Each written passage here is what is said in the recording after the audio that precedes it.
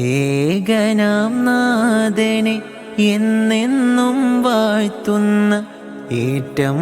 പിരീശത്താൽ നൂറോരെയോർക്കുന്ന ഹംദിൻ്റെ താളത്താൽ എന്നെ പുണരുന്ന അണുവീണ തെറ്റാതി സ്വലവാത്തുരയുന്ന കൽബും ലിസാനും ആയിരുന്നെങ്കിലൻ ഹൃത്തിൻ്റെ മോഹങ്ങൾ സാഫല്യമായെങ്കിൽ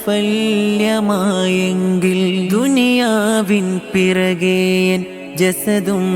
നടന്നു